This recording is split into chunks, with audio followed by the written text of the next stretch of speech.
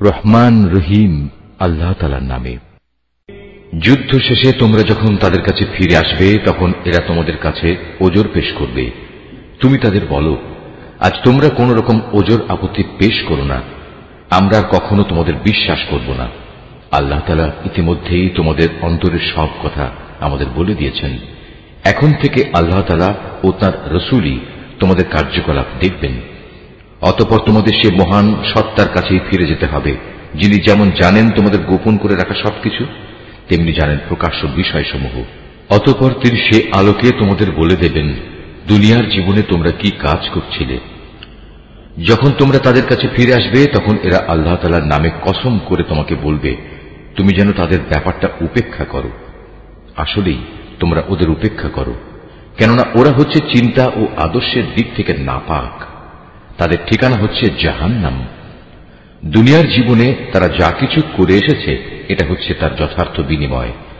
এরা তোমাদের কাছে এজন্যই কসম করে যেন তোমরা সব কথা ভুলে আবার তাদের উপর সন্তুষ্ট হয়ে যাও।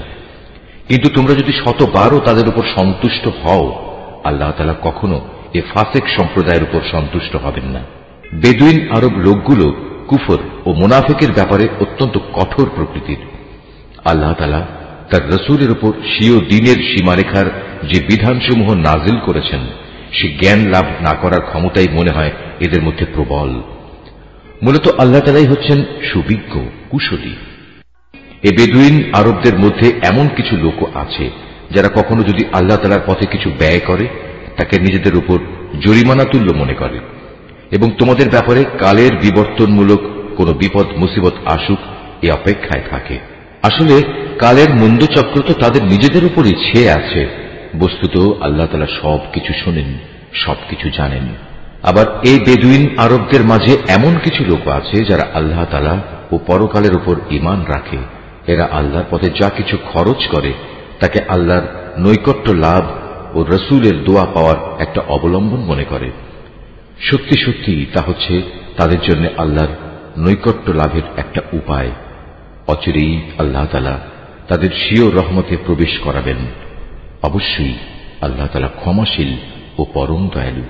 মুহাজির ও আনসারদের মাঝে যারা প্রথম দিকে ঈমান এনেছে এবং পরে যারা একান্ত নিষ্ঠার সাথে তাদের অনুসরণ করেছে, আল্লাহ তাআলা এদের উপর সন্তুষ্ট হয়েছেন এবং এরাও আল্লাহ তাআলার উপর সন্তুষ্ট হয়েছে। আল্লাহ তাআলা তাদের জন্য এমন এক সুরম্য জান্নাত তৈরি করে রেখেছেন যার তলদেশ দিয়ে ঝর্ণাধারা প্রবাহিত। সেখানে তারা চিরকাল থাকবে, আর তাই হবে সর্বোত্তম সাফল্য। এ বেদুইন আরবদের যারা তোমার আশেপাশে বাস করে তাদের মধ্যে কিছু কিছু মুনাফিক আছে, আবার কিছু মুনাফিক মদিনাবাসীদের মধ্যেও আছে। এরা সবাই কিন্তু মুনাফিকিতে সিদ্ধহস্ত। তুমি এদের জানো না, কিন্তু আমি এদের জানি। অচিরেই আমি এদের অপমান ও পরাজয়ের দ্বারা দুবার শাস্তি দেব। অতঃপর ধীরে ধীরে এদের সবাইকে এক বড় আযাবের দিকে ফিরিয়ে দেয়া হবে। তোমাদের মাঝে আরো কিছু লোক আছে যারা অকপটে নিজেদের গুনাহসমূহের কথা স্বীকার করে। শয়তানের ফেরেবে তারা তাদের নেক কাজকে গুনাহের কাজের সাথে মিশিয়ে ফেলেছে। আশা করা যায় আল্লাহ তাআলা তাদের উপর ক্ষমা পরবশ হবেন। অবশ্যই আল্লাহ তাআলা ক্ষমাশীল ও পরম দয়ালু। তুমি তাদের ধন সম্পদ থেকে যাকাত ও সাদকা গ্রহণ করো। সাদকা তাদের পাক সাফ করে দেবে, তা দিয়ে তাদের পরিশোধিত করে দেবে। তুমি তাদের জন্য দোয়া করবে, কেননা তোমার দোয়া তাদের জন্য হবে পরম সান্ত্বনা। আল্লাহ তাআলা সব কিছু শোনেন এবং সবকিছু জানেন। তারা কি এ কথাটা জানে না আল্লাহ তাআলা তার বান্দাদের তওবা কবুল করেন এবং তিনি যাকাত ও সাদকা গ্রহণ করেন? নিশ্চয়ই আল্লাহ তাআলা হচ্ছেন তওবা গ্রহণকারী ও পরম দয়ালু।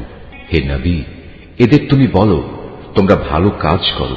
আল্লাহ তাআলা, তার রাসূল ও মুমিনরা তোমাদের ভবিষ্যৎ কর্মকাণ্ড পর্যবেক্ষণ করবেন। অতঃপর মৃত্যুর পর তোমাদের সবাইকে এমন এক সত্তার দিকে ফিরিয়ে দেয়া হবে যিনি দেখা অদেখা সবকিছু সম্পর্কেই সম্যক অবগত। সেদিন তিনি তোমাদের বলে দেবেন তোমরা দুনিয়ার জীবনে কোন ধরনের কাজ করছিলে। তোমাদের মাঝে আরো একটি দল রয়েছে যাদের ব্যাপারে এখনো আল্লাহ তাআলার সিদ্ধান্তের আশা করা হচ্ছে। আল্লাহ তাআলা তাদের হয় শাস্তি দেবেন, না হয় তিনি তাদের তওবা কবুল করবেন। বস্তুত আল্লাহ তাআলা হচ্ছেন সুবিজ্ঞ কুশলী। মুনাফিকদের মধ্যে এমন লোকও আছে যারা তোমাদের ক্ষতি সাধন করার জন্য একটি মসজিদ বানিয়েছে। এর একমাত্র উদ্দেশ্য হচ্ছে আল্লাহ তাআলার বিরোধিতা করা, মুসলমানদের মধ্যে অনৈক্য সৃষ্টি করা। সর্বোপরি আগে যেসব লোক আল্লাহ তাআলা ও তার নবীর বিরুদ্ধে যুদ্ধ করেছে তাদের জন্য গোপন ঘাঁটি সরবরাহ করা। এরা তোমাদের কাছে শক্ত কসম খেয়ে বলবে, আমরা সৎ উদ্দেশ্য ছাড়া অন্য কোনো কারণেই এটা করিনি। আল্লাহ তাআলা নিজে সাক্ষ্য দিচ্ছেন, এরা হচ্ছে মিথ্যাবাদী। তুমি ইবাদতের উদ্দেশ্যে কখনো সেখানে দাঁড়াবে না। তোমার তো দাঁড়ানো উচিত সেখানে যে মসজিদ প্রথম দিন থেকেই আল্লাহর ভয়ের উপর প্রতিষ্ঠিত হয়েছে। সেখানে এমন কিছু মানুষ আছে যারা ঈমান ও আমলের ক্ষেত্রে নিজেরা সব সময় পাক পবিত্র হওয়া পছন্দ করে, আর আল্লাহ তাআলাও এই পাক সাফ লোকদেরই ভালোবাসেন। যে ব্যক্তি তার ঘরের ভিত্তি স্থাপন করেছে আল্লাহর ভয় ও আল্লাহর সন্তুষ্টির উপর, সে ব্যক্তি উত্তম, না যে ব্যক্তি তার ঘরের ভিত্তি দাঁড় করিয়েছে পতন উন্মুখ একটি গর্তের কিনারায় এবং যা তাকে সহ অচিরেই জাহান্নামের অতল আগুনের খাদে গিয়ে পড়বে। আল্লাহ তাআলা কখনো জালেম সম্প্রদায়কে হেদায়েত দেন না। ওরা যা বানিয়েছে তা হামেশাই তাদের অন্তরে একটি সন্দেহের বীজ হয়ে আটকে থাকবে, যে পর্যন্ত না ওদের অন্তরসমূহ ছিন্ন বিচ্ছিন্ন হয়ে যাবে, ততদিন পর্যন্ত তা অব্যাহত থাকবে। আল্লাহ তাআলা সর্বজ্ঞ ও প্রবল প্রজ্ঞাময়। অবশ্যই আল্লাহ তাআলা মুমিনদের কাছ থেকে জান্নাতের বিনিময়ে তাদের জান ও তাদের মাল খরিদ করে নিয়েছেন। এরা আল্লাহর পথে জিহাদ করে, অতঃপর এ জিহাদে কখনো কাফেরদের তারা হত্যা করে, কখনো আবার শত্রু হাতে তারা নিজেরা নিহত হয়। মুমিনদের সাথে এ খাঁটি ওয়াদা এর আগে তাওরাত এবং ইনজিলেও করা হয়েছিল, আর এখন তা এ কোরআনে করা হচ্ছে। এই ওয়াদা পালন করা আল্লাহ তাআলার নিজস্ব দায়িত্ব, আর আল্লাহর চাইতে কে বেশি ওয়াদা পূরণ করতে পারে? অতএব হে মুমিনরা, তোমরা তাঁর সাথে যে কেনাবেচার কাজটি সম্পন্ন করলে তাতে আনন্দ প্রকাশ করো, এবং এটি হচ্ছে এক মহা সাফল্য।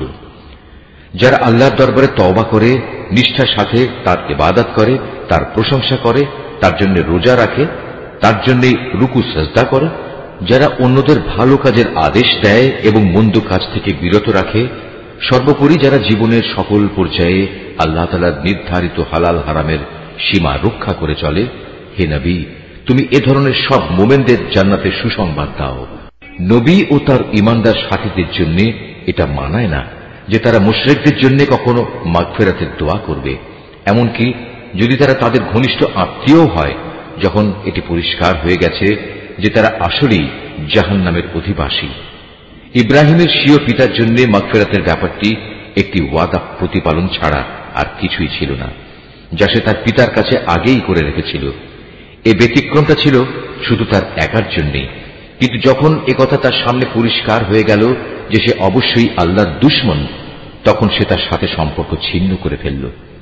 অবশ্যই ইব্রাহিম ছিল একজন কোমল হৃদয় ও সহানুভূতিশীল মানুষ। আল্লাহ তাআলা এমন নন যে কোনো জাতিকে একবার হেদায়েত দানের পর তাদের পুনরায় গোমরাহ করে দেবেন, যতক্ষণ না তাদের সুস্পষ্টভাবে এ কথাটা জানিয়ে দেয়া হয় যে গোমরাহি থেকে বাঁচার জন্য কোন জিনিস থেকে সাবধান থাকতে হবে। অবশ্যই আল্লাহ তাআলা সব বিষয়ে জ্ঞান রাখেন। আকাশমণ্ডলী ও পৃথিবীর সার্বভৌম ক্ষমতা একমাত্র আল্লাহ তাআলার হাতেই। তিনিই জীবন দেন, তিনিই মৃত্যু ঘটান। আল্লাহ তাআলা ছাড়া তোমাদের কোনো অভিভাবক নেই, নেই কোনো সাহায্যকারীও। অবশ্যই আল্লাহ তাআলা তার নবীর উপর অনুগ্রহ করেছেন মুহাজিরদের উপর, আনসারদের উপর, যারা একান্ত কঠিন সময়ে তার অনুগমন করেছিল, তাদের সবার উপর। এমনকি যখন তাদের একটি ছোট্ট দলের চিন্তা একটু বাঁকা পথে ঝুঁকে পড়ার উপক্রম হয়ে পড়েছিল, অতঃপর আল্লাহ তাআলা এদের সবার উপর দয়া করলেন। নিশ্চয়ই তিনি ছিলেন তাদের প্রতি দয়ালু ও অনুগ্রহশীল। সে তিন ব্যক্তির ওপরও আল্লাহ তাআলা দয়া করলেন যাদের ব্যাপারে সিদ্ধান্ত মুলতবি করে রাখা হয়েছিল। তাদের অবস্থা এমন এক পর্যায়ে এসে পৌঁছল যে জমিন তার বিশালতা সত্ত্বেও তাদের উপর সংকুচিত হয়ে গেল। এমনকি তাদের নিজেদের জীবন নিজেদের কাছে দুর্বিষহ হয়ে পড়ল। তারা একথা উপলব্ধি করতে সক্ষম হল যে আসলেই আল্লাহ তাআলা ছাড়া তাদের আর কোনো জায়গা নেই যেখানে কোনো আশ্রয় পাওয়া যাবে। অতঃপর আল্লাহ তাআলা তাদের উপর অনুগ্রহ করলেন যেন তারা তওবা করে পুনরায় তার কাছে ফিরে আসতে পারে। অবশ্যই আল্লাহ তাআলা ক্ষমাশীল ও পরম দয়ালু। হে ঈমানদার ব্যক্তিরা, তোমরা আল্লাহ তাআলাকে ভয় করো এবং হামেশা সত্যবাদীদের সাথে থাকো। মদিনার মূল অধিবাসী ও তাদের আশেপাশের বেদুইন আরবদের জন্য এটা সঙ্গত ছিল না যে তারা রসুলের সহগামী না হয়ে পেছনে থেকে যাবে এবং তার জীবন থেকে নিজেদের জীবনকে বেশি প্রিয় মনে করবে।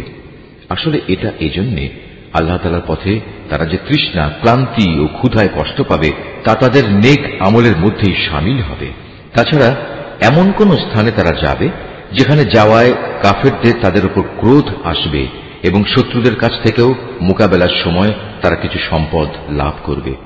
মূলত এর প্রতিটি কাজের বদলে তাদের জন্য নেক আমল লেখা হবে। নিশ্চয়ই আল্লাহ তাআলা নেক লোকদের কাজের প্রতিফল বিনষ্ট করবেন না।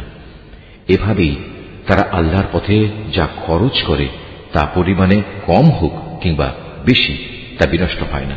এবং যদি তারা আল্লাহর উদ্দেশ্যে কোনো প্রান্তর অতিক্রম করে চলে তাও তাদের জন্য লিপিবদ্ধ হবে, যাতে করে তারা দুনিয়ায় যা কিছু করে এসেছে আখিরাতে আল্লাহ তাআলা তার চাইতে উত্তম পুরস্কার তাদের দিতে পারেন।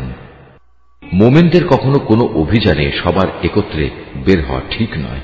তারা এমন কেন করল না যে তাদের প্রত্যেক দল থেকে কিছু কিছু লোক বের হতো এবং দ্বীন সম্পর্কে জ্ঞানানুশীলন করত।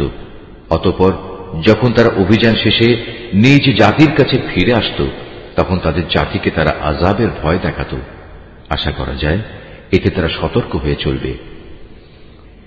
হে ঈমানদার লোকেরা, কাফেরদের মধ্যে যারা তোমাদের সীমান্তের কাছাকাছি রয়েছে তাদের বিরুদ্ধে জিহাদ করো। এমন ভাবে জিহাদ করবে যেন তারা তোমাদের মধ্যে কঠোরতা দেখতে পায়। জেনে রেখো আল্লাহ তাআলা হামেশাই মুত্তাকি লোকদের সাথে রয়েছেন। যখন কোনো নতুন সূরা নাজিল হয় তখন এদের কিছু লোক এসে বিদ্রূপের ভাষায় জিজ্ঞেস করে, এ সূরা তোমাদের কার কার ঈমান বৃদ্ধি করেছে?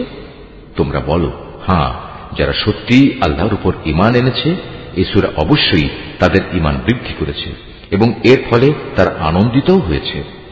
আর যাদের অন্তরে ব্যাধি রয়েছে এ সূরা তাদের মধ্যে আগের জমে থাকা নাপাকির সাথে আরো কিছু নতুন নাপাকি যুক্ত করে তা বাড়িয়ে দিয়েছে এবং তারা এ নাপাক ও কাফের অবস্থায় মারা যাবে। তারা কি দেখতে পায় না প্রতি বছর তাদের কিভাবে বিভিন্ন পরীক্ষায় ফেলে একবার কিংবা দুবার বিপর্যস্ত করা হচ্ছে? এর পরেও তারা তওবা করে না এবং বিপর্যয় থেকে তারা কোনো শিক্ষাও গ্রহণ করে না। আর যখনই কোনো নতুন সূরা নাজিল হয় তখন তারা পরস্পর চোখ চাওয়াচাওয়ি করে এবং ইশারায় একে অপরকে জিজ্ঞাসা করে, কেউ কি তোমাদের দেখতে পাচ্ছে? অতঃপর তারা হেদায়েত থেকে ফিরে যায়। আর আল্লাহ তাআলা তাদের অন্তরকে এভাবেই সত্য থেকে ফিরিয়ে দিয়েছেন, কেননা এরা হচ্ছে এমন সম্প্রদায়ের লোক যারা কিছু অনুধাবন করে না। হে মানুষ, তোমাদের কাছে তোমাদেরই মধ্যে থেকে এক রসূল এসেছে। তোমাদের কোন রকম কষ্ট ভোগ তার কাছে দুঃসহ। সে তোমাদের একান্ত কল্যাণকামী। ঈমানদারদের প্রতি সে হচ্ছে স্নেহপরায়ণ ও পরম দয়ালু। এর পরেও যদি এরা এমন কল্যাণকামী একজন রসূলের কাছ থেকে মুখ ফিরিয়ে নেয় তাহলে তুমি তাদের খোলাখুলি বলে দাও, আল্লাহ তাআলাই আমার জন্য যথেষ্ট। তিনি ছাড়া আর কোনো মাবুদ নেই। সমস্যায় সংকটে আমি তাঁর উপরে ভরসা করি এবং তিনিই হচ্ছেন মহান আরশের একচ্ছত্র অধিপতি। সূরা ইউনুস। রহমান রহিম আল্লাহর নামে। আলিফ লাম র। এগুলো হচ্ছে একটি জ্ঞান গর্ভ গ্রন্থের আয়াত। মানুষের কাছে এটা কি আসলেই একটা আশ্চর্যের বিষয় যে আমি তাদের মধ্যে থেকে তাদেরই মতো একজন মানুষের কাছে ওহী পাঠিয়েছি, যেন সে মানুষকে তাদের জাহান্নাম সম্পর্কে সাবধান করে দিতে পারে। আবার যারা এ ওহীর উপর ঈমান আনে তাদের এ মর্মে সুসংবাদও দিতে পারে যে তাদের জন্য তাদের মালিকের কাছে উঁচু মর্যাদা রয়েছে। কাফেররা এমনি আশ্চর্যান্বিত হয়ে পড়ল যে তারা বলল, অবশ্যই এ ব্যক্তি একজন সুদক্ষ জাদুকর। হে মানুষ, তোমাদের মালিক হচ্ছেন আল্লাহ তাআলা, যিনি আকাশমণ্ডলী ও পৃথিবীকে 6 দিনে পয়দা করেছেন। অতঃপর তিনি আরশে সমাসীন হন। তিনি এর যাবতীয় কাজ স্বহস্তে নিয়ন্ত্রণ করেন। কেউই তাঁর অনুমতি ছাড়া কারো জন্য সুপারিশকারী হতে পারে না। এই হচ্ছেন তোমাদের মালিক আল্লাহ তাআলা। অতএব তোমরা তাঁরই ইবাদত করো। তোমরা কি আসল কথা অনুধাবন করবে না? মৃত্যুর পর তোমাদের সবার ফিরে যাবার জায়গা হবে একমাত্র তাঁর কাছে। সেখানে গিয়ে তোমরা আল্লাহ তাআলা সকল প্রতিশ্রুতি সত্য পাবে। তিনি এ সৃষ্টির অস্তিত্ব দান করেন।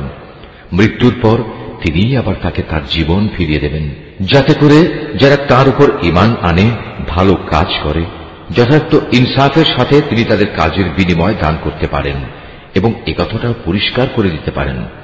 যারা আল্লাহ তাআলাকে অস্বীকার করে তাদের জন্য উত্তপ্ত পানীয় ও কঠিন শাস্তি রয়েছে, কেননা তারা পরকালের এ শাস্তি অস্বীকার করত। সে মহান আল্লাহ তাআলা সূর্যকে প্রখর তেজোদ্দীপ্ত করে বানিয়েছেন এবং চাঁদকে বানিয়েছেন জ্যোতির্ময়। অতঃপর আকাশে তার জন্য কিছু মঞ্জিল তিনি নির্দিষ্ট করে দিয়েছেন, যাতে করে এই নিয়ম দ্বারা তোমরা বছরের গণনা এবং দিন তারিখের হিসাবে জানতে পারো। আসলে আল্লাহ তাআলা যে এসব কিছু পয়দা করে রেখেছেন তার কোনোটাই তিনি নিরর্থক করেননি। যারা সৃষ্টি রহস্য সম্পর্কে জানতে চায় তাদের জন্য আল্লাহ তাআলা তার নিদর্শন খুলে খুলে বর্ণনা করেন। অবশ্যই দিন ও রাতের পরিবর্তনে এবং আল্লাহ তাআলা যা কিছু এ আসমান সমূহ ও জমিনের মাঝে পয়দা করেছেন তার প্রতিটি জিনিসের মাঝে পরেজগার লোকদের জন্য আল্লাহ তাআলাকে চেনার নিদর্শন রয়েছে। মানুষের মাঝে যারা মৃত্যুর পর আমার সাথে সাক্ষাতের প্রত্যাশী নয়, যারা এ পার্থিব জীবন নিয়ে সন্তুষ্ট এবং এখানকার সবকিছু নিয়েই পরিতৃপ্ত, সর্বোপরি যারা আমার সৃষ্টি বৈচিত্র্যের নিদর্শন সমূহ থেকে গাফেল থাকে, তারাই হচ্ছে সেসব লোক যাদের নিশ্চিত ঠিকানা হবে জাহান্নামের আগুন। এ হচ্ছে তাদের সে কর্মফল যা তারা দুনিয়ার জীবনে অর্জন করেছে। অপরদিকে যারা আল্লাহ তাআলার উপর ঈমান এনেছে এবং নেক কাজ করেছে, তাদের মালিক তাদের এই ঈমানের কারণেই তাদের সঠিক পথ দেখাবেন। তাদের তলদেশ দিয়ে অসংখ্য নিয়ামতে পরিপূর্ণ জান্নাতে সুপেয় ঝর্ণাধারা প্রবাহমান থাকবে। এ সময়ে তাদের মুখে একটি মাত্র ধ্বনি প্রতিধ্বনিত হতে থাকবে, হে আল্লাহ, তুমি কত মহান, কত পবিত্র। সেখানে তাদের পারস্পরিক অভিবাদন হবে সালাম, এবং তাদের শেষ কথা হবে যাবতীয় তারিফ সৃষ্টিকুলের মালিক আল্লাহ তাআলার জন্য। ভেবে দেখো, আল্লাহ তাআলা যদি মানুষের জন্য তাদের অন্যায় কাজকর্মের শাস্তি দিতে গিয়ে অকল্যাণকে ত্বরান্বিত করতেন, যেভাবে মানুষ নিজেদের কল্যাণ ত্বরান্বিত করতে চায়, তাহলে তাদের অবকাশ দেওয়ার কি সুযোগ কবেই শেষ হয়ে যেত। কিন্তু আল্লাহ তাআলা তাদের ঢিল দিয়ে রেখেছেন। অতঃপর যারা আমার সাথে সাক্ষাতের আশা করে না, আমি তাদের নাফরমানির জন্য তাদের উদ্ভ্রান্তের মতো ঘুরে বেড়াতে দিই। মানুষকে যখন কোনো দুঃখ দৈন্য স্পর্শ করে, তখন সে বসে শুয়ে দাঁড়িয়ে সর্বাবস্থায় আমাকেই ডাকে। অতঃপর আমি যখন তার দুঃখ কষ্ট তার কাছ থেকে সরিয়ে নিয়ে যাই, তখন সে এমনই বেপরোয়া হয়ে চলতে শুরু করে, তাকে যে একসময় দুঃখ কষ্ট স্পর্শ করেছিল মনে হয় তা দূর করার জন্য আমাকে সে কখনো ডাকেইনি। এভাবেই যারা বারবার সীমা লঙ্ঘন করে তাদের জন্য তাদের কাজকর্ম শোভনীয় করে দেয়া হয়েছে। তোমাদের আগে অনেক কয়েকটি মানব গোষ্ঠীকে আমি ধ্বংস করে দিয়েছি যখন তারা জুলুম করতে শুরু করেছিল, অথচ তাদের কাছে আমার সুস্পষ্ট নিদর্শন সহ তাদের রসুলরা এসেছিল, কিন্তু তারা কোনো রকমেই ঈমান আনল না। এভাবেই ধ্বংসের মাধ্যমে আমি নাফরমান জাতিদের তাদের জুলুমের প্রতিফল দিয়ে থাকি। অতঃপর আমি এ জমিনে তাদের জায়গায় তোমাদের খলিফা করে পাঠিয়েছি। আমি দেখতে চাই তোমরা আমার সাথে কি ধরনের আচরণ করো। হে নবী, যখন আমার সুস্পষ্ট আয়াতসমূহ তাদের পড়ে শোনানো হয়, তখন তাদের মধ্যে যারা আমার সাথে মৃত্যুর পর কোন রকম দেখা সাক্ষাতের আশা করে না, তারা ঔদ্ধত্যের সাথে তোমাকে বলে, এছাড়া অন্য কোন কোরআন নিয়ে এসো কিংবা একে বদলে দাও। তুমি এদের বলো, আমার নিজের এমন কোন ক্ষমতাই নেই যে আমি একে বদলে দেব। আমি তো তাই অনুসরণ করি যা আমার উপর ওহী আসে। আমি যদি আমার মালিকের কোন রকম নাফরমানি করি, তাহলে আমি একটি মহা দিবসের কঠিন শাস্তির ভয় করি। তাদের তুমি এও বলো, আল্লাহ তাআলা না চাইলে আমি তোমাদের কাছে এ কোরআন তো পাঠই করতাম না। আমি তো এ গ্রন্থ সম্পর্কে তোমাদের কোনো কিছু জানাতামই না। কিন্তু আমি তো এর আগেও তোমাদের মাঝে অনেকগুলো বয়স কাটিয়ে এসেছি, তোমরা কি বুঝতে পারছো না? অতঃপর বলো, তার চাইতে বড় জালেম আর কে হতে পারে যে আল্লাহ তাআলার উপর মিথ্যা আরোপ করে কিংবা তার আয়াত অস্বীকার করে? এ ধরনের নাফরমান লোকেরা কখনোই সফল কাম হয় না। এই মূর্খ লোকেরা আল্লাহ তাআলাকে বাদ দিয়ে এমন কিছুর উপাসনা করে যা তাদের কোন রকম ক্ষতি করতে পারে না, আবার তা তাদের কোন রকম উপকারও করতে পারে না। তারা বলে, এগুলো হচ্ছে আল্লাহ তাআলার কাছে আমাদের সুপারিশকারী। তুমি এ মুশরিকদের বলো, তোমরা কি আল্লাহ তাআলাকে এমন কোন কিছুর খবর দিতে চাও যা তিনি আসমান সমূহের মাঝে অবহিত নন এবং জমিনের মাঝেও নন? তিনি পাক, পবিত্র এবং মহান। তারা যে শিরক করে তিনি তার চাইতে অনেক ঊর্ধ্বে। মূলত মানুষ ছিল একই জাতি, অতঃপর তারা তাদের মাঝে মতবিরোধ সৃষ্টি করেছে। তোমার মালিকের পক্ষ থেকে তাদের শাস্তির মুহূর্তটি মৃত্যুর পরবর্তী জীবন পর্যন্ত স্থগিত করার ঘোষণা না থাকলে কবেই সে বিষয়ে ফয়সালা হয়ে যেত। আজ এ বিষয় নিয়ে তারা মতবিরোধ ঘটায়। তারা আরো বলে, তার মালিকের কাছ থেকে তার উপর কোন নিদর্শন অবতীর্ণ হয় না কেন? তুমি তাদের বলো, গায়েব সংক্রান্ত যাবতীয় জ্ঞান তো একমাত্র আল্লাহ তাআলার কাছে। অতএব আল্লাহ তাআলার সে গায়েবী ফয়সালার জন্য তোমরা অপেক্ষা করো, আর আমিও তোমাদের সাথে সেদিনের প্রতীক্ষা করছি। মানুষকে দুঃখ মুসিবত স্পর্শ করার পর যখন আমি তাদের কিছুটা করুণার স্বাদ ভোগ করাই, তখন সাথে সাথেই তারা আমার রহমতের নিদর্শন সমূহের সাথে চালাকি শুরু করে দেয়। হে নবী, তুমি বলো, কলা কৌশলে আল্লাহ তাআলা সবার চাইতে বেশি তৎপর। অবশ্যই আমার ফেরেশতারা তোমাদের যাবতীয় কলা কৌশলের কথা তোমাদের আমল নামায় লিখে রাখে। তিনি মহান আল্লাহ তাআলা, যিনি তোমাদের জলে স্থলে ভ্রমণ করান। এমনকি তোমরা যখন নৌকায় আরোহণ করো এবং এই নৌকাগুলো যখন তাদের নিয়ে অনুকূল আবহাওয়ায় চলতে থাকে, তখন নৌকার আরোহীরা এতে ভীষণ আনন্দিত হয়। হঠাৎ এই নৌকাগুলো এক সময় ঝড়বাহী বাতাসের কবলে পড়ে এবং চারদিক থেকে তাদের উপর ঢেউ আসতে থাকে এবং তারা মনে করে এবার সত্যি এ বাতাস ও ঢেউ দ্বারা তারা পরিবেষ্টিত হয়ে গেছে। তারা একান্ত নিষ্ঠাবান বান্দা হয়ে আল্লাহ তাআলাকে এই বলে ডাকতে শুরু করে, হে আল্লাহ, যদি তুমি আমাদের এই মহা দুর্যোগ থেকে বাঁচিয়ে দাও তাহলে আমরা তোমার শুকরগুজার বান্দাদের অন্তর্ভুক্ত হয়ে যাব। অতঃপর সত্যি সত্যি যখন তিনি তাদের এই বিপর্যয় থেকে বাঁচিয়ে দেন, তখন তারা ওয়াদার কথা ভুলে সাথে সাথেই অন্যায়ভাবে জমিনে নাফরমানি শুরু করে দেয়। হে মানুষ, তোমরা শুনে রাখো, তোমাদের নাফরমানি তোমাদের নিজেদের জন্যই ক্ষতিকারক হবে। মূলত এ হচ্ছে দুনিয়ার সহায় সম্পদ। অতঃপর তোমাদের আমার কাছেই ফিরে আসতে হবে, তখন আমি তোমাদের বলে দেব দুনিয়ার জীবনে তোমরা কে কি করতে। এ পার্থিব জীবনের উদাহরণ হচ্ছে, যেমন আমি আকাশ থেকে পানি বর্ষণ করলাম, যা দ্বারা অতঃপর জমিনের গাছপালা ঘন সন্নিবিষ্ট হয়ে উদ্গত হল, যা থেকে মানুষ ও জন্তু জানোয়াররা তাদের আহার সংগ্রহ করল। এরপর একদিন যখন জমিন তার সৌন্দর্যের রূপ ধারণ করল এবং আপন সৌন্দর্যে সে শোভিত হয়ে উঠল, তখন এসব দেখে তার জমিনের মালিক মনে করল তারা বুঝি এর ফসল ভোগ করার উপর এখন সম্পূর্ণ ক্ষমতাবান হয়ে গেছে। এ সময় হঠাৎ করে রাতে কিংবা দিনে আমার আযাবের ফয়সালা তাদের উপর আপতিত হল। ফলে আমি তাদের এমন ভাবে নির্মূল করে দিলাম যেন গতকাল পর্যন্ত এখানে তার কোনো অস্তিত্বই ছিল না।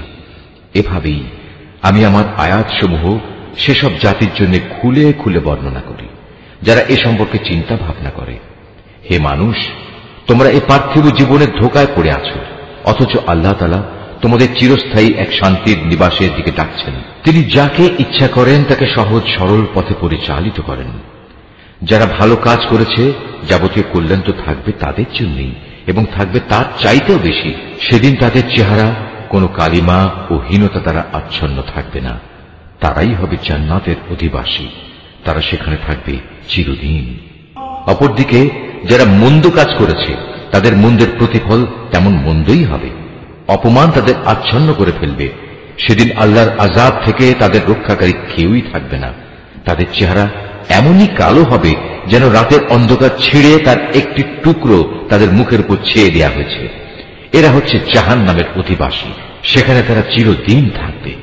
হে নবী, তুমি তাদের সেদিনের ব্যাপারে সাবধান করো যেদিন আমি তাদের সবাইকে আমার সামনে একত্রিত করব। অতঃপর যারা আমার সাথে শরীক করেছে তাদের আমি বলবো, তোমরা এবং যাদের তোমরা শরীক করেছ স্ব স্থানে অবস্থান করো। এরপর আমি তাদের এক দলকে আরেক দল থেকে আলাদা করে দেব এবং যাদের তারা শরীক করেছিল তারা বলবে, না, তোমরা তো কখনো আমাদের উপাসনা করতে না। আজ আল্লাহ তাআলাই আমাদের এবং তোমাদের মাঝে সাক্ষ্য প্রদানকারী হিসেবে যথেষ্ট হবেন। আমরা তোমাদের উপাসনার ব্যাপারে আসলেই গাফেল ছিলাম। এভাবেই সেদিন প্রত্যেক ব্যক্তি নিজের কর্মফল যা সে করে এসেছে পুরোপুরি জানতে পারবে এবং সবাইকে তাদের আসল মালিক আল্লাহ তাআলার কাছে ফিরিয়ে নেওয়া হবে।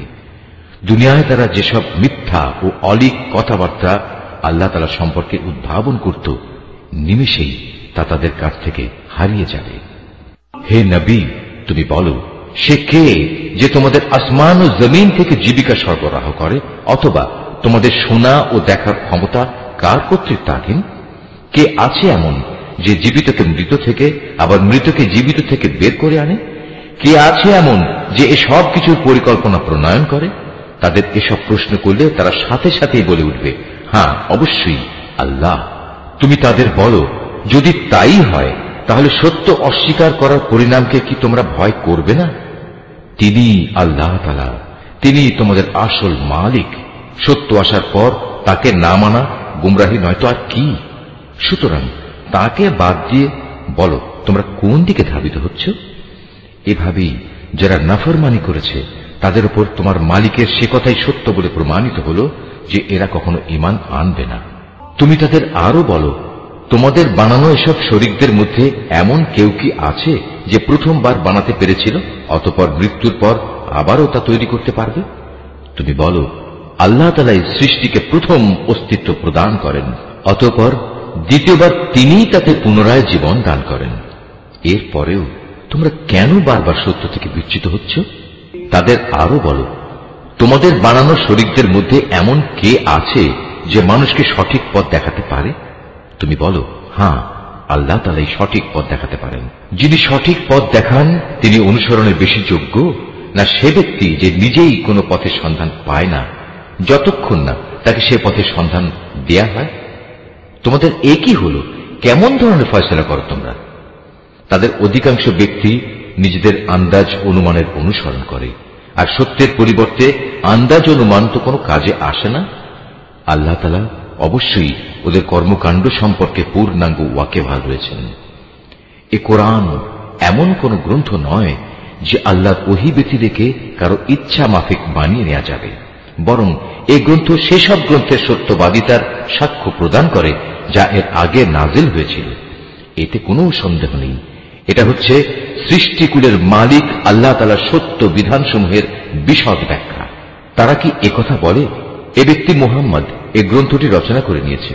হে নবী, তুমি এদের বলো, তোমরা তোমাদের দাবিতে যদি সত্যবাদী হও তাহলে তোমরাও এমনই ধরনের একটি সূরা বানিয়ে নিয়ে এসো এবং এ ব্যাপারে আল্লাহ তাআলা ছাড়া আর যাদের যাদের তোমরা ডাকতে চাও ডেকে তাদেরও সাহায্য নাও। আসল কথা হচ্ছে, যে বিষয়ে তারা তাদের জ্ঞান দিয়ে আয়ত্ত করতে পারল না কিংবা মানবীয় জ্ঞান বিজ্ঞানের সীমাবদ্ধতার কারণে যার ব্যাখ্যা এখনো তাদের পর্যন্ত পৌঁছয়নি, তারা তাই অস্বীকার করে বসল। তাদের পূর্ববর্তী মানুষরাও এভাবে অস্বীকার করেছিল। আজ দেখো এই অস্বীকারী জালেমদের পরিণাম কি হয়েছে। তাদের মধ্যে কিছু লোক এই গ্রন্থের উপর ঈমান আনবে, আবার কিছু আছে যারা এতে ঈমান আনবে না। জেনে রেখো, তোমার মালিক কিন্তু এই বিপর্যয় সৃষ্টিকারীদের ভালো করেই জানেন। এত বলা কওয়া সত্ত্বেও তারা যদি তোমাকে মিথ্যা প্রতিপন্ন করতেই থাকে তাহলে তুমি তাদের বলে দাও, দেখো, আমার কাজকর্মের দায়িত্ব আমার উপর আর তোমাদের কাজকর্মের দায়িত্ব তোমাদের উপর। আমি যা কিছু করছি তার জন্য তোমরা দায়ী নাও, আবার তোমরা যা করো তার জন্য আমি দায়ী নই। হে নবী, এদের মধ্যে কিছু লোক এমন আছে যারা তোমার দিকে কান পেতে রাখে। তুমি কি বধিরকে আল্লাহর কালাম শোনাবে, যদিও তারা এর কিছুই বুঝতে পারেন না? আবার ওদের মধ্যে কেউ কেউ আছে যারা তোমার দিকে তাকিয়ে থাকে, কিন্তু তুমি কি অন্ধকে পথ দেখাবে, যদিও তারা নিজেরা এর কিছুই দেখতে পায় না? নিঃসন্দেহে আল্লাহ তাআলা মানুষের উপর কোন রকম জুলুম করেন না, বরং আল্লাহর অবাধ্য হয়ে মানুষেরা নিজেরাই নিজেদের উপর জুলুম করে। যেদিন তিনি তাদের সবাইকে একত্রিত করবেন সেদিন তাদের মনে হবে যেন তারা দুনিয়ায় দিনের একটি ক্ষণ মাত্র কাটিয়ে এসেছে। তখন তারা একজন আরেকজনকে চিনতে পারবে। ক্ষতিগ্রস্ত হয়েছে তারা যারা আল্লাহর সামনাসামনি হওয়াকে অস্বীকার করেছিল। আসলে এই মানুষরা কখনোই হেদায়েত প্রাপ্ত ছিল না। আমি ওদের কাছে যে বিষয়ের ওয়াদা করেছি তারা কিছু কিছু বিষয়ে যদি আমি তোমাকে দেখিয়ে দেই অথবা এর আগেই যদি আমি তোমাকে দুনিয়া থেকে উঠিয়ে নেই, এই উভয় অবস্থায় তাদের আমার কাছে ফিরে আসতে হবে। অতঃপর এরা যা কিছু দুনিয়ায় করত তার উপর আল্লাহ তাআলাই একক সাক্ষী হবেন। প্রত্যেক উম্মতের জন্যই একজন রসুল আছে। অতঃপর যখনই তাদের কাছে তাদের রসুল এসে যায় তখন তাদের সাথে আল্লাহ তাআলা সিদ্ধান্ত করার কাজটি ইনসাফের সাথে সম্পন্ন হয়ে যায়। তাদের উপর কখনো জুলুম করা হবে না। এরা উদ্ধত দেখিয়ে বলে, হে মুসলমানরা, তোমরা যদি সত্যবাদী হও তাহলে বলো কবে তোমাদের সে আযাবের ওয়াদা ফলবে। তুমি বলো, এটা বলা আমার বিষয় নয়। আল্লাহ তাআলা যা চান তা বেঁধে রেখে আমি তো আমার নিজস্ব ভালো মন্দের অধিকারও রাখি না। আসল কথা হচ্ছে, প্রত্যেক জাতির জন্য আযাব ও ধ্বংসের একটি দিনক্ষণ নির্দিষ্ট করা আছে। তাদের সে ক্ষণটি যখন আসবে তখন তাদের ব্যাপারে এক মুহূর্ত কাল সময়ও দেরি করা হবে না এবং তাদের দিনক্ষণ আগেও নিয়ে আসা হবে না। তুমি এদের আরো বলো, তোমরা কি ভেবে দেখেছ, যদি তোমাদের উপর আল্লাহর আযাব রাতে কিংবা দিনের বেলায় এসে পতিত হয় তাহলে আর কোন বিষয় নিয়ে নাফরমান লোকেরা তাড়াহুড়ো করবে বলো। অতঃপর যখন সত্যিই একদিন এ বিষয়টি ঘটবে তখন কি তোমরা এটা বিশ্বাস করবে? তোমাদের বলা হবে, হ্যাঁ, এখন তো আযাব এসেই গেল, অথচ তোমরা এর জন্যই তাড়াহুড়ো করছিলে। অতঃপর জালেমদের বলা হবে, এবার চিরস্থায়ী জাহান্নামের আযাবের স্বাদ ভোগ করো। দুনিয়ার জীবনে তোমরা যা কিছু অর্জন করেছ এখন তোমাদের শুধু তারই বিনিময় দেয়া হবে। হে নবী, এরা তোমার কাছে জানতে চায় আযাব সম্পর্কিত সে কথা আসলে কি ঠিক? বলো, হ্যাঁ, আমার মালিকের শপথ, এটা অমোঘ সত্য। জেনে রেখো, প্রতিশোধ নেয়ার ব্যাপারে তোমরা কোনোদিনই তাকে অক্ষম করে দিতে পারবে না। যদি প্রতিটি জালেম ব্যক্তির কাছে সেদিন জমিনের সমুদায় সম্পদ এসে জমা হয় তাহলে সে তার সবকিছু মুক্তিপণ হিসাবে ব্যয় করে আযাব থেকে বাঁচার চেষ্টা করবে। যখন এই জালেম মানুষরা জাহান্নামের আযাব দেখবে তখন তারা মনে মনে ভারী অনুতাপ করবে, কিন্তু তখন তা কোনোই কাজে আসবে না। সম্পূর্ণ ইনসাফের সাথেই তাদের বিচার মীমাংসা সম্পন্ন হবে এবং তাদের উপর বিন্দু মাত্র জুলুমও করা হবে না। মনে রেখো, আসমান সমূহ ও জমিনে যা কিছু আছে তা সব আল্লাহ তাআলার জন্যই। আল্লাহ তাআলা সব কয়টি ওয়াদাই সত্য, কিন্তু অধিকাংশ লোকই তা জানে না। তিনি জীবন দান করেন, তিনি মৃত্যু ঘটান এবং মৃত্যুর পর তোমাদের সবাইকে তার কাছেই ফিরে যেতে হবে। হে মানুষ, তোমাদের কাছে তোমাদের মালিকের পক্ষ থেকে নসিহত বিশিষ্ট কিতাব এসেছে। এটা মানুষের অন্তরে যেসব ব্যাধি রয়েছে তার প্রতিকার এবং মোমেনদের জন্য হেদায়েত ও রহমত। হে নবী, তুমি বলো, মানুষের উচিত আল্লাহর এ অনুগ্রহ ও তার রহমতের কারণে আনন্দ প্রকাশ করা, কারণ তারা যা কিছু জ্ঞান ও সম্পদ জমা করেছে এটা তার চেয়ে অনেক ভালো। তুমি এদের বলো, তোমরা কি কখনো এই কথা চিন্তা করে দেখেছ, আল্লাহ তাআলা তোমাদের জন্য যে রিজিক নাজিল করেছেন তার মধ্যে থেকে কিছু অংশকে তোমরা হারাম আর কিছু অংশকে হালাল করে নিয়েছ। তুমি এদের আরো বলো, এসব হালাল হারামের ব্যাপারে আল্লাহ তাআলা কি তোমাদের কোনো অনুমতি দিয়েছেন, না তোমরা আল্লাহর প্রতি মিথ্যা আরোপ করছ? যারা আল্লাহর উপর মিথ্যা আরোপ করে তাদের শেষ বিচারের দিন সম্পর্কে ধারণা কি এই, এটা কখনো আসবেই না? নিঃসন্দেহে আল্লাহ তাআলা বড় অনুগ্রহশীল, তাই তিনি তাদের অবকাশ দিয়ে রেখেছেন, কিন্তু অধিকাংশ মানুষই এজন্য আল্লাহর শুকর আদায় করে না। হে নবী, তুমি যে কাজেই থাকো না কেন এবং সে কাজ সম্পর্কে কোরআন থেকে যা কিছু তেলাওয়াত করো না কেন তা আমি জানি। হে মানুষরা, তোমরা যে কোনো কাজ করো, যে কোনো কাজে তোমরা প্রবৃত্ত হও না কেন, আমি তার ব্যাপারে তোমাদের উপর সাক্ষী হয়ে থাকি। তোমার মালিকের দৃষ্টি থেকে একটি অণু পরিমাণ জিনিসও গোপন থাকে না। আসমানে ও জমিনে এর চাইতে ছোট কিংবা এর চাইতে বড় কোনো কিছুই নেই যা এ সুস্পষ্ট গ্রন্থে লিপিবদ্ধ নেই। জেনে রেখো, কিয়ামতের দিন আল্লাহ তাআলার বন্ধুদের জন্য কোনো ভয় নেই, সেদিন তারা চিন্তিতও হবে না। এরা হচ্ছে সেসব লোক যারা আল্লাহর উপর ঈমান এনেছে এবং তাকে ভয় করেছে। এ ধরনের লোকদের জন্য দুনিয়ার জীবনে যেমন সুসংবাদ রয়েছে তেমনি পরকালের জীবনেও রয়েছে সুসংবাদ। আল্লাহ তাআলার বাণীর কোনো রদ বদল হয় না, আর সত্যিকার অর্থে এটা হচ্ছে মহা সাফল্য। হে নবী, তোমাকে তাদের কথা যেন কোনো দুঃখ না দেয়। নিশ্চয়ই মান ইজ্জত সবই আল্লাহ তাআলার করায়ত্তে, তিনি সব কিছু শোনেন, সব কিছু জানেন। জেনে রেখো, যা কিছু আসমানে আছে আবার যা কিছু আছে জমিনে সবই আল্লাহর অনুগত। যারা আল্লাহ তাআলা ছাড়া কল্পিত শরীকদের ডাকে তারা তো শুধু কিছু আন্দাজ অনুমানেরই অনুসরণ করে মাত্র। তারা মূলত মিথ্যাবাদী ছাড়া আর কিছুই নয়। হে মানুষ, তিনি মহান আল্লাহ, যিনি তোমাদের জন্য রাত বানিয়েছেন যাতে করে তোমরা তাতে বিশ্রাম গ্রহণ করতে পারো, আর দিনকে বানিয়েছেন আলোকোজ্জ্বল। অবশ্যই এতে আল্লাহ তাআলার মহত্বের অনেক নিদর্শন রয়েছে সে সম্প্রদায়ের জন্য যারা নিষ্ঠার সাথে শোনে। তারা বলে আল্লাহ তাআলা নিজের একটি ছেলে বানিয়ে রেখেছেন, অথচ আল্লাহ তাআলা মহাপবিত্র। তিনি স্বয়ং সম্পূর্ণ অভাবমুক্ত। আকাশমণ্ডলী ও পৃথিবীতে যা কিছু আছে সবই তাঁর। তোমাদের কাছে এ দাবির পক্ষে কোনো দলিল প্রমাণও নেই। তোমরা কি আল্লাহ তাআলা সম্পর্কে এমন সব কথা বলে বেড়াচ্ছ যে বিষয়ে তোমরা কিছুই জানো না? হে নবী, তুমি বলো, যারা আল্লাহ তাআলার উপর মিথ্যা আরোপ করে তারা কখনোই সফল কাম পাবে না। এই মিথ্যাচার হচ্ছে পার্থিব জীবনের একটা সম্পদ। পরিশেষে তাদের আমার কাছেই ফিরে আসতে হবে। অতঃপর আমি তাদের কুফরি করার জন্য এক কঠোর আযাবের স্বাদ গ্রহণ করাবো। হে নবী, ওদের কাছে তুমি নূহের কাহিনী শোনাও, যখন সে তার জাতিকে বলেছিল, হে আমার জাতি, যদি তোমাদের উপর আমার অবস্থিতি ও আল্লাহর আয়াতসমূহ দ্বারা আমার উপদেশ প্রদান খুব দুঃসহ মনে হয়, তবে শুনে রাখো, আমি সম্পূর্ণরূপে আল্লাহর উপর ভরসা করি। অতঃপর তোমরা যাদের আমার সাথে শরীক বানাচ্ছ তাদের সবাইকে একত্রিত করে আমার বিরুদ্ধে তোমাদের পরিকল্পনা চূড়ান্ত করে নাও। দেখে নাও যেন সে পরিকল্পনার কোনো বিষয় তোমাদের দৃষ্টির আড়ালে না থাকে। অতঃপর আমার সাথে তোমাদের যা করার তা করে ফেলো এবং আমাকে কোনো সময় তোমরা দিও না।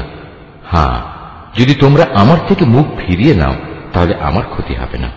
আমি তো তোমাদের কাছ থেকে এজন্য কোনো পারিশ্রমিক দাবি করিনি। আমার পারিশ্রমিক সে তো আমার আল্লাহ তাআলার কাছে। তার পক্ষ থেকেই আমাকে আদেশ দেওয়া হয়েছে আমি যেন তার অনুগত বান্দাদের অন্তর্ভুক্ত হয়ে যাই। অতঃপর এত বলা কওয়া সত্ত্বেও লোকেরা তাকে মিথ্যা প্রতিপন্ন করল। তখন আমি তাকে এবং তার সাথে যারা নৌকায় আরোহী ছিল তাদের তুফান থেকে উদ্ধার করেছি, এবং যাদের বাঁচিয়ে রেখেছিলাম আমি তাদের পূর্ববর্তী লোকদের প্রতিনিধি করে বসিয়ে দিয়েছি। পরিশেষে যারা আমার নিদর্শনসমূহ অস্বীকার করেছে তাদের আমি মহা প্লাবনে ডুবিয়ে দিয়েছি। অতঃপর হে নবী, তুমি চেয়ে দেখো তাদের কি ভয়াবহ পরিণাম হয়েছে, যাদের বারবার আল্লাহর আযাবের ভয় দেখানো হয়েছে। আমি তারপর অনেক কয়েকজন রাসূলকে তাদের নিজ নিজ জাতির কাছে পাঠিয়েছি।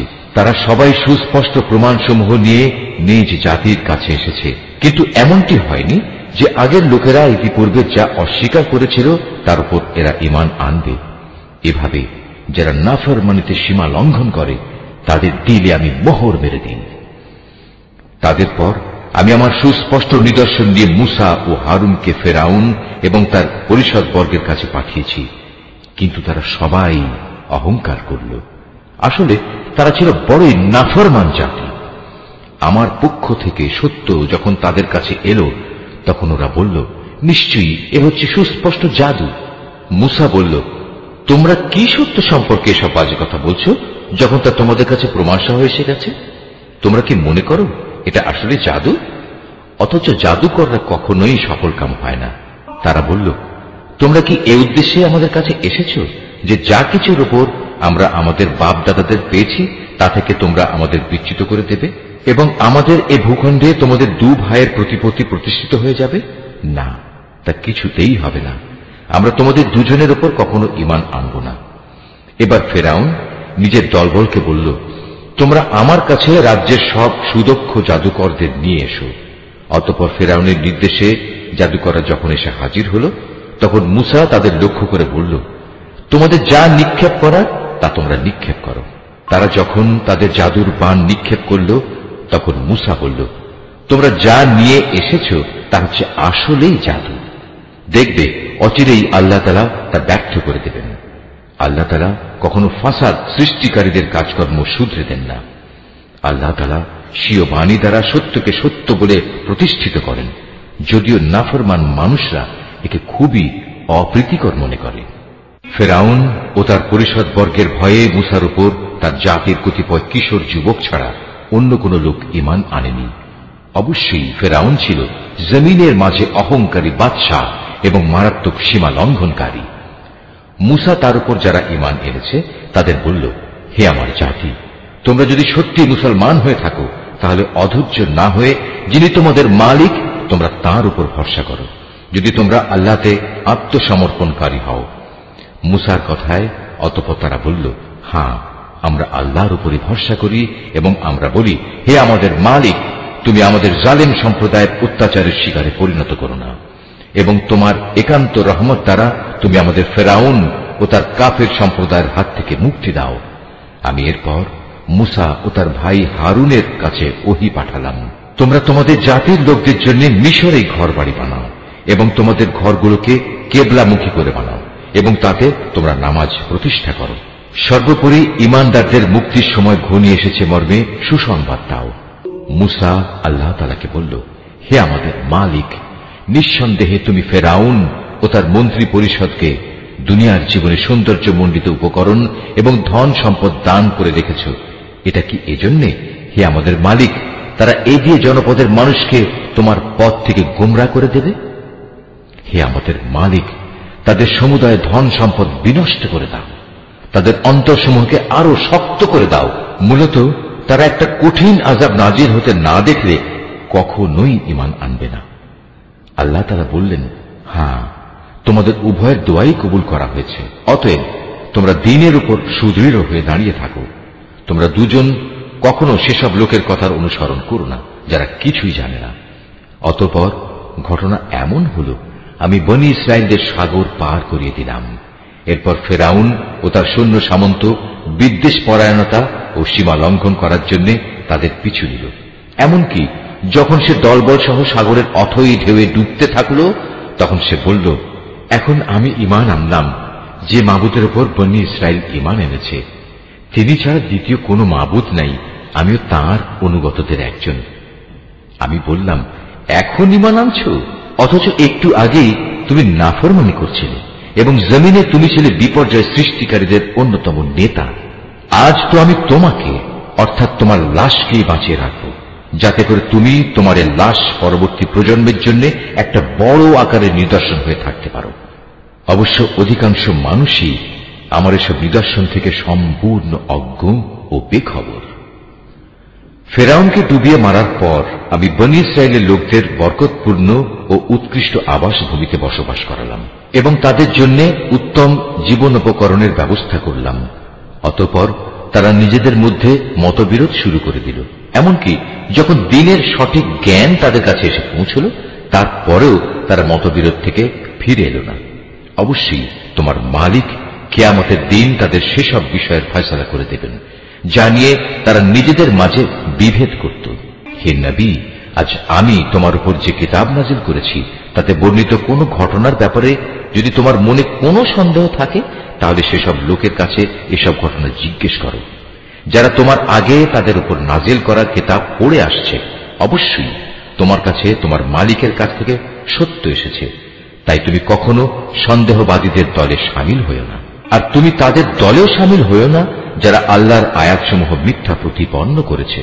এরূপ করলে তুমি ক্ষতিগ্রস্তদের অন্তর্ভুক্ত হয়ে যাবে। হে নবী, অবশ্যই তাদের ব্যাপারে তোমার মালিকের কথা সত্য প্রমাণিত হয়ে গেছে যে তারা কখনো ঈমান আনবে না। এমনকি তাদের কাছে আল্লাহর প্রত্যেকটি নিদর্শন এসে পৌঁছলেও তারা ঈমান আনবে এমন নয়, যতক্ষণ না তারা কঠিন আযাব নিজেদের চোখে দেখতে পাবে। ইউনুস নবীর সম্প্রদায় ব্যতীত অন্য কোন জনপদ এমন ছিল না যারা এভাবে আযাব দেখে ঈমান এনেছে এবং তাদের এ ঈমান তাদের কোনো উপকার করতে পেরেছে। তারা যখন আযাব আসতে দেখে আল্লাহর উপর ঈমান আনল, তখন আমি তাদের এ পার্থিব জীবনের অপমানকর আযাব তাদের কাছ থেকে সরিয়ে নিলাম এবং তাদের আমি এক বিশেষ সময় পর্যন্ত জীবনের উপায় উপকরণ থেকে উপকৃত হতেও সুযোগ দিলাম। হে নবী, তোমার মালিক চাইলে এই জমিনে যত মানুষ আছে তারা সবাই ঈমান আনত, কিন্তু তিনি তা চাননি। তাছাড়া তুমি কি জোর জবরদস্তি করে চাইবে যে তারা সবাই মোমেন হয়ে যাক? কোন মানুষেরই এ সাধ্য নেই যে আল্লাহর অনুমতি বেঁধে রেখে সে ঈমান আনবে। যারা ঈমানের রহস্য বুঝতে পারে না, আল্লাহ তাআলা এভাবেই তাদের জীবনের উপর কুফর ও শিরকের কলুষ লাগিয়ে দেন। হে নবী, তুমি বলো, তোমরা দেখো আসমান সমূহ ও জমিনে কি কি জিনিস রয়েছে, কিন্তু যারা ঈমানই আনবে না তাদের জন্য আল্লাহর এসব নিদর্শন ও পরকালের সাবধান বাণী কোনই উপকারে আসে না। তারাও কি সে ধরনের কোন দিনের অপেক্ষা করছে যে ধরনের অপমানকর দিন তাদের আগের লোকদের উপর এসেছিল? যদি তাই হয় তাহলে তুমি বলো, তোমরা সেদিনের অপেক্ষা করো, আমিও তোমাদের সাথে অপেক্ষা করতে থাকব। অতঃপর যখন আযাবের সময় আসে তখন আমি আমার রসুলদের সেই আযাব থেকে বাঁচিয়ে দিই এবং তাদেরও বাঁচিয়ে দিই যারা ঈমান আনে। এভাবেই আমি আমার উপর এটা কর্তব্য করে নিয়েছি যে আমি মোমেনদের আযাব থেকে উদ্ধার করি। হে নবী, তুমি লোকদের বলো, হে মানুষরা, তোমরা যদি আমার আনিত দ্বীন সম্পর্কে কোনো সন্দেহ করো তাহলে শুনে রাখো, আল্লাহ তাআলা ছাড়া অন্য যাদের তোমরা ইবাদত করো আমি তাদের ইবাদত করি না। আমি তো বরং তার মহান সত্তার ইবাদত করি যিনি তোমাদের মৃত্যু ঘটান। আমাকে আরো আদেশ দেয়া হয়েছে আমি যেন মোমেনদের অন্তর্ভুক্ত থাকি। আমাকে আরো বলা হয়েছে, তুমি আল্লাহর দ্বীনের জন্য ঘনিষ্ঠভাবে নিজের চেহারা প্রতিষ্ঠিত করো এবং কখনো তুমি মুশরিকদের দলে শামিল হও না। আমাকে আদেশ দেয়া হয়েছে, তুমি কখনো আল্লাহ তাআলাকে বাদ দিয়ে এমন কাউকে ডেকো না যে তোমার কোনো কল্যাণ যেমন করতে পারে না তেমনি তোমার কোনো অকল্যাণও সে করতে পারে না। এ সত্ত্বেও যদি তুমি অন্যথা করো তাহলে তুমি অবশ্যই জালেমদের মধ্যে গণ্য হবে। যদি আল্লাহ তাআলা তোমাদের কোনো দুঃখ কষ্ট দেন তাহলে তিনি ছাড়া অন্য কেউই নেই তা দূরীভূত করার। আবার তিনি যদি মেহেরবানি করে তোমার কোনো কল্যাণ চান তাহলে তার সে অনুগ্রহ রদ করারও কেউ নেই। তিনি তার বান্দাদের যাকে চান তাকেই কল্যাণ পৌঁছান। আল্লাহ তাআলা বড়ই ক্ষমাশীল ও পরম দয়ালু। হে নবী, তুমি বলো, হে মানুষ, তোমাদের কাছে তোমাদের মালিকের পক্ষ থেকে সত্য দ্বীন এসেছে। অতএব যে হেদায়েতের পথ অবলম্বন করবে সে তো তার নিজের ভালোর জন্যই হেদায়েতের পথে চলবে, আর যে গোমরাহ থেকে যাবে সে তো গোমরাহির উপর চলার কারণেই গোমরাহ হয়ে যাবে। আমি তো তোমাদের উপর কর্মবিধায়ক নই যে জোর করে তোমাদের গোমরাহি থেকে বের করে আনব। হে নবী, তোমার উপর যে হেদায়েত নাযিল করা হয়েছে তুমি তার অনুসরণ করো এবং ধৈর্য ধারণ করো যে পর্যন্ত আল্লাহর পক্ষ থেকে কোনো ফয়সালা না আসে, কেননা তিনিই হচ্ছেন সর্বোত্তম ফয়সালাকারী। সূরা হুদ। রহমান রহিম আল্লাহর নামে। আলিফ লাম র। এ কোরআন হচ্ছে এমন একটি কিতাব যার আয়াতসমূহকে অত্যন্ত সুস্পষ্ট ও সুবিন্যস্ত করে রাখা হয়েছে। অতঃপর বর্ণনাসমূহ এখানে বিশদভাবে বলে দেয়া হয়েছে। এ কিতাব এক প্রজ্ঞাময় সর্বজ্ঞ সত্তার কাছ থেকেই তোমার কাছে এসেছে।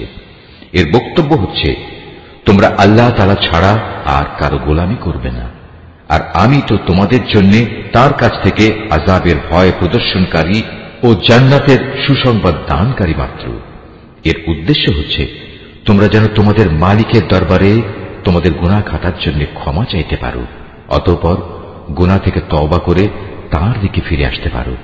তাহলে তিনি তোমাদের একটি সুনির্দিষ্ট সময়সীমা পর্যন্ত উত্তম জীবন সামগ্রী দান করবেন এবং প্রতিটি মর্যাদাবান ব্যক্তিকে তার মর্যাদা অনুযায়ী পাওনা আদায় করে দেবেন। আর যদি তোমরা মুখ ফিরিয়ে নাও তাহলে আমি অবশ্যই তোমাদের জন্য একটি কঠিন দিনের আযাবের ভয় করছি, কেননা এ জীবনের শেষে তোমাদের সবাইকে আল্লাহ তাআলার কাছেই ফিরে যেতে হবে এবং তিনি সর্ববিষয়ের উপর একক ক্ষমতাবান। সাবধান, এ নির্বোধ লোকেরা মনের কথা দিয়ে কিন্তু নিজেদের অন্তরসমূহকে ঢেকে রাখে যেন আল্লাহর কাছ থেকে তা লুকিয়ে রাখতে পারে। কিন্তু এরা কি জানে না, যখন তারা কোনো কাপড় দিয়ে নিজেদের ঢেকে দেয় তখন আল্লাহ তাআলা অবশ্যই জানেন তারা তার ভেতরে কোন বিষয় লুকিয়ে রাখছে আর কোন বিষয় তারা প্রকাশ করছে। অবশ্যই তিনি মনের ভেতরের সব কথা জানেন। নিশ্চয়ই আল্লাহ যা বলেছেন সত্য বলেছেন।